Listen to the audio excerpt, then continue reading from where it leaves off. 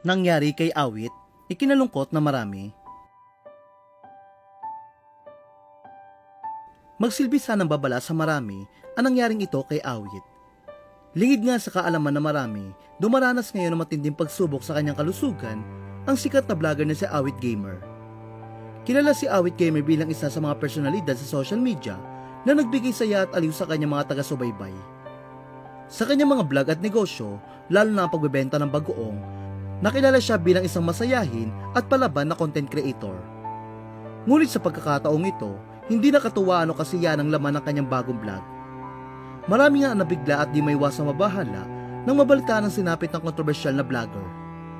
Matatandaan na naging usap-usapan kamakailan si Awit dahil sa isyu ng pagkatalo niya ng milyon-milyon sa kasino. Ang dating masigla at maporma, bigla na nga naging laman ng intriga at memes online. Sinubukan niyang bumangon muli sa pamamagitan ng pagtitinda.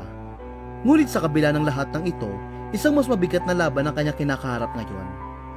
Sa kanyang pinakabagong vlog, makikita si Awit na namimilipit sa sakit at hindi na makalakad. Kinailangan pa siyang alalayan ng kanyang mga kasama habang papunta sa ospital. Sa caption, ibinahagi ni Awit na sobrang sakit at namamaga ang kanyang hita at binti at hindi na siya makalakad. Aniya, yan po sakit ko, sobrang magana po ng hita at binti ko, hindi po ako makalakad. Humihingi naman ng panalangin ang asawa ni Awit.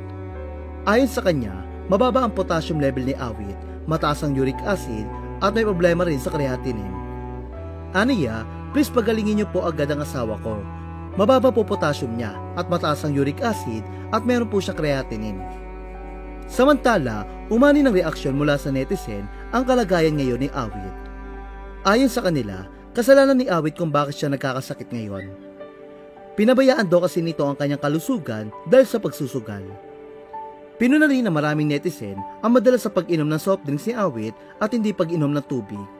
Matagal na pag-upo sa harap ng computer at pagkain ng maalat gaya ng bagoong na siya mismo ang nagbebenta.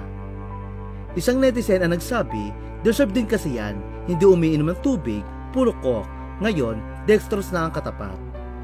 Bagamat maraming negatibong reaksyon, hindi may kakaila na mas marami ang nag-aalala para kay Awit. Marami ang nakisimpatya at naawa kay Awit dahil nakaranas din umano sila ng parehong sakit. Saad ng isang netizen, ramdam ko siya kasi naranasan ko na halos hindi makalakad sa sobrang sakit dahil sa uric acid. 6 months ako naka-maintenance hanggang ngayon, sana kayanin din niya. Nagsilbing babala naman para sa marami ang nangyari kay Awit na alagaan ng kalusugan. Lalo na pagdating sa tamang lifestyle at pagkain, at iwasan ang pag-inom ng soft drinks at pagkain na maalat.